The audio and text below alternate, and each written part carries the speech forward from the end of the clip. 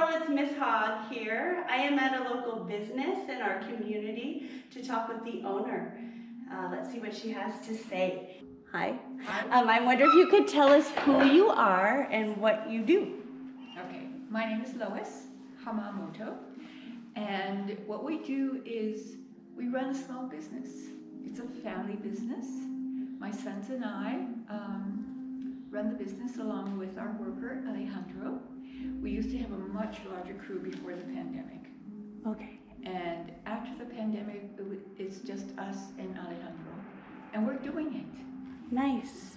We have a store in Santa Fe that's open. Our store in Albuquerque is open by appointment only. And what do?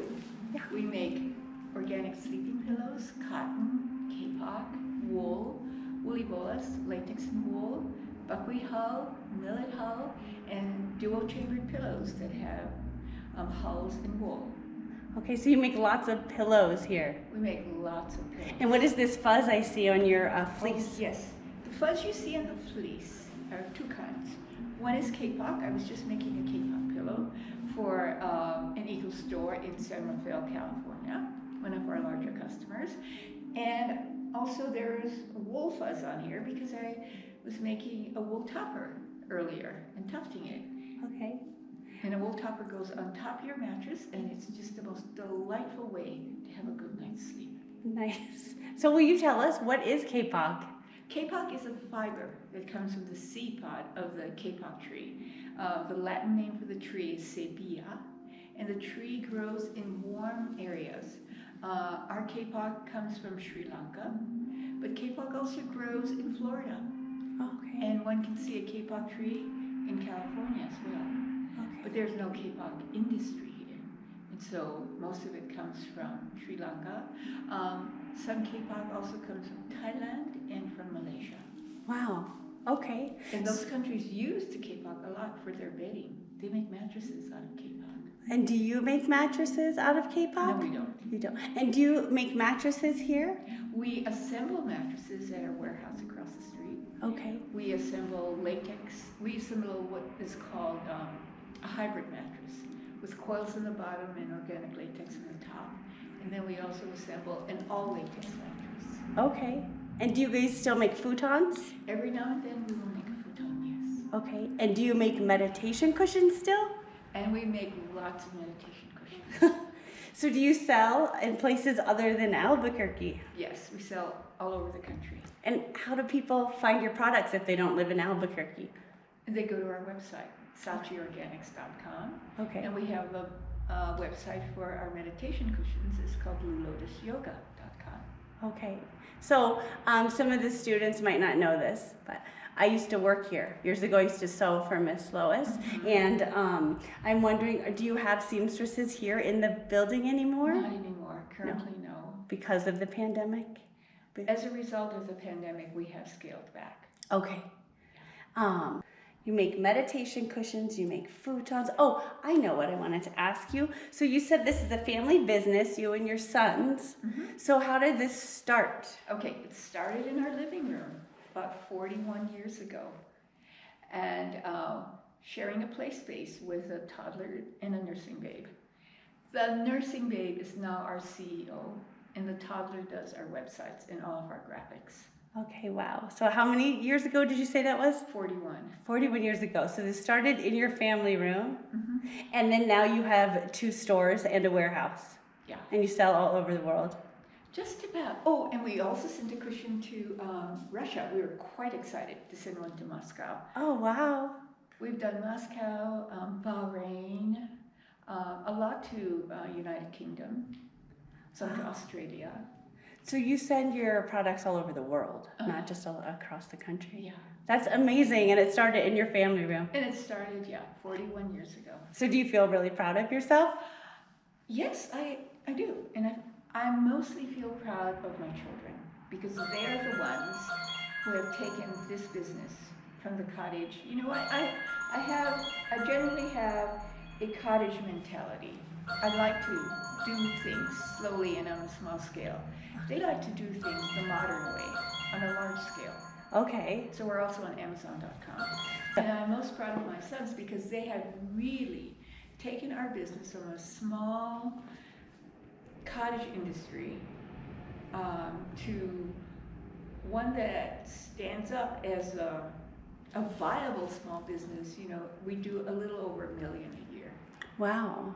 And what is cottage business? Cottage industry, you know, we started at home Okay. in a cottage. Okay. And even though we had a retail store, my mindset was still cottage industry. Okay. You know, I'm always doing tea and cookies and whatnot because I felt I was still back in the cottage. Okay. And my mind was not on the future, where the market is. And the market is, a large part of the market is online. Okay. And that's where the boys, your sons, came in? Yes, that's where they came in, to take us online. Okay. And also to broaden my horizons. Okay. Yeah, and that's how we got our store in Santa Fe. It was Nikki's idea to go to Santa Fe. He said, Mom, the market there is really good. Okay. And it is very good. All right. So you went from the house to a building to, I remember actually many years ago, you were in a different building. Yes, further west and central. Okay. And then you went from having this building to you have your store in Santa Fe, you said, and you have a warehouse next door. Across the street. So you've just expanded. So what happens over in the warehouse? That's where the products are made, the pillows and the cushions. Yeah. Okay. So you have the casings made, like the shell, so to speak. And They're made for us by Southwest Creations Collaborative. Okay. Because we now produce on a scale much larger than we used to, so we can't, you know, even with a small sewing team here, we could not do, say, like 100 cases in a day, like they can. Okay. At Southwest Creations. Okay. All right. And then, so at Coral, we have these things called the North Stars. And I wonder if any of those North Stars might apply to you here at work. Okay, so hardworking. We're all hardworking here. Okay. All of us. Everyone on the staff is a hard worker. Honesty. We are honest. Honest with our vendors, honest with our customers, and honest with ourselves. Protector. Now, what does that mean? To be a protector, maybe you like protect someone or look out for someone else. Okay. I think we look out for each other. We look out for our customers. Mm-hmm. So you're a protector too. Yeah, we would not produce a product that's harmful. Right. Yeah. Okay. So you have the customer in mind when you're making your mind. Okay. And we are respectful of people's differences and their different needs. Different people have different needs. Mm-hmm. And we're respectful of our staff and of their needs. Mm-hmm. Let's see. Sacrifice. I don't know if we sacrifice anything. I don't feel like what we're doing is a sacrifice. We're not giving up, you know, time that could be spent elsewhere. Mm-hmm. Because we love what we do. Okay. We work long hours, but we Right. don't see it as a sacrifice. I can vouch for that. I wonder if you could talk about any like successes and or failures. Like, I don't know, how do you see a failure and how does that relate to success? Okay, let's see. One of our biggest successes has been our presence on Amazon. And also with that comes some failures. When we make mistakes, when our products are returned because we haven't... It's easy to be kind to someone. It's easy to be nasty to someone, and it's a matter of choice. Mm-hmm. And I find, you know, the longer I am in retail, the more I realize that people just want to connect. Mm-hmm. They really do. And in Santa Fe, you know, we often have people with disabilities that come to the store, and they want to be understood. They want to tell you about their disability and see how maybe you can help them. And so it makes it very interesting. And for me, it makes it also, what can I say? It makes me more accepting, I should say, of people in general. Mm-hmm. It just shows a variety. It just teaches me that even though we're all different, we're all the same. You know, the man who comes in with Parkinson's is really the same kind of human being I am. Mm-hmm. And We're all just looking for some understanding. yeah, Really? you know, mattresses. He comes in with his caregiver, and she's trying to push him towards one way, but he wants to go the other way, and I'm right here in the center. I say, well, you have to make up your minds because I'm not the one who's going to be sleeping on the bed. Right. But you still help guide him with all the information and expertise. And then I say, you know, this is what I'll tell you, and then you have to make up your mind yourself. But, you know, he's a very interesting man. And then there are other people who come in and they like to complain. But part of why they're complaining is because nobody listens to them. And they just want you to say, oh my God, yeah, I understand. And then, their faces change. Like, you understand. So they end up leaving happy, and I end up being happy too. Because I've had an exchange that enriches my life. And I'm hoping that they had an exchange that enriched their lives. So, Miss Lois, will you tell me about, have you ever failed? And like, what did you learn from it?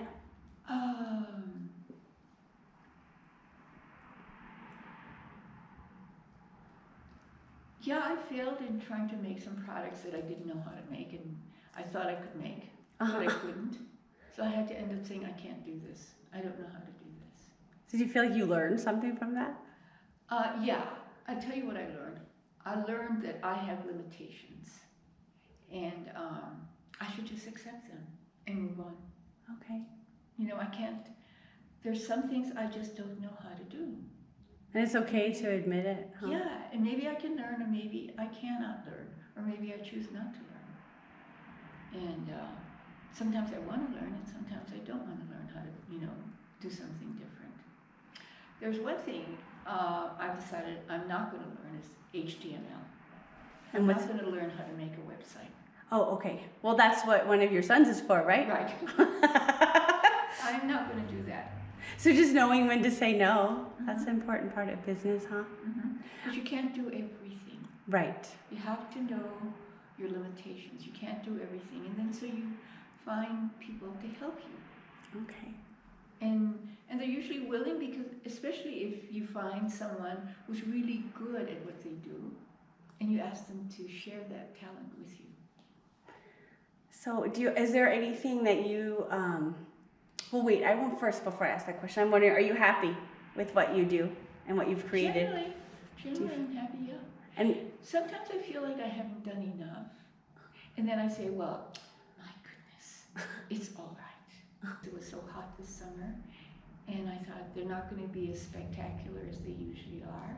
And then I had to admit that some years the flowers will be spectacular and some years they will not. okay. And it's all right if they're not. Okay. It's a little sad pill to swallow. Right. My garden was a disaster this year, and I was very sad. Then I said, well, it's all right. Because some years it's good. Some years it's really good. This year it was absolutely deplorable. The poor plants had such a hard time. They were constantly being eaten by something, I don't know what. Huh, okay. But then I have to admit, you know, that it's beyond my scope of knowledge of how to make the garden grow. Mm-hmm. And so like with business, it's the same thing. Like the HTML, is that what it is? The HTML is beyond your scope. Yeah, you know, it's off my radar. And I wonder if there's anything you might want to tell our students about anyone who maybe wants to have a business someday, or who might want to sew or make futons, or I don't know, anything. Okay. Is there anything you want to tell the students? What I want to say, you know what, if you have an idea and you really like it, go for it. All right. If you have it, you know, you want to do something, do it. And you may fail or you may succeed. And if you fail, it's okay, because there's always the next day when you can, instead of looking at this problem from here and going, oh my God, I can't do it, how about going around the corner and looking from the other side and say, is there another way to look at this situation? Okay. You know, one that makes it work out. And that's, I'm constantly doing that, trying to get another point of view. another perspective for Another a problem or an perspective, issue. Mhm. Okay. Well, Miss Lois, I thank you so much for your Great. time. Well, thank you. My pleasure. Okay.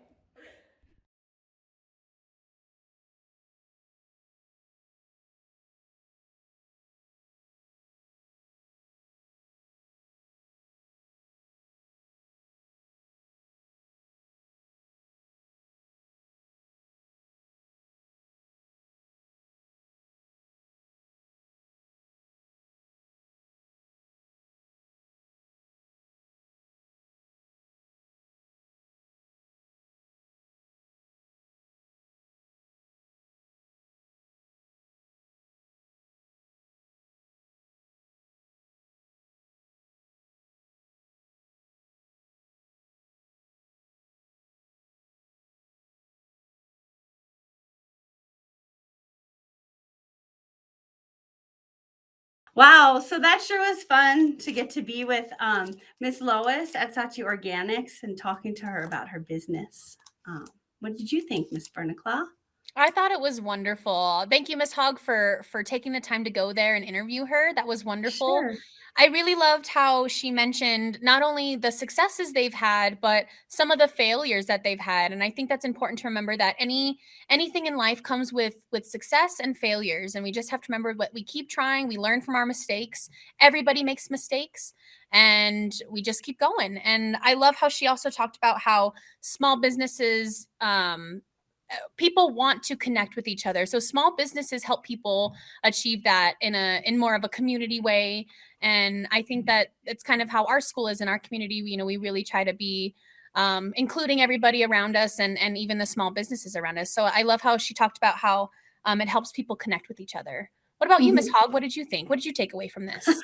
Well, I agree with what you just said. And she also did mention that just people just want to be heard. And so I think that that's sort of a universal thing.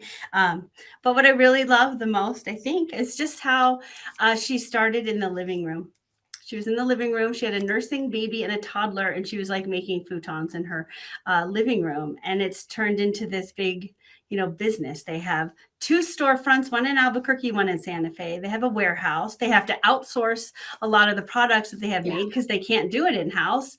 Her son's one takes care of the website, and the other's her CEO. So, and they sell online all over the world. I think that's amazing. That's amazing. Yeah, that's just a really great example of how if you have big goals and big dreams, you may have to start off small. You got to start somewhere. Everybody's got to Mhm. start somewhere. And it all takes hard work, sacrifice, all of our North Stars to achieve those goals and those dreams. So if you have big goals, big dreams for anything, just remember you got to put in that hard work, keep trying, keep going. And just remember, Coral, to keep Power powering through through life. life.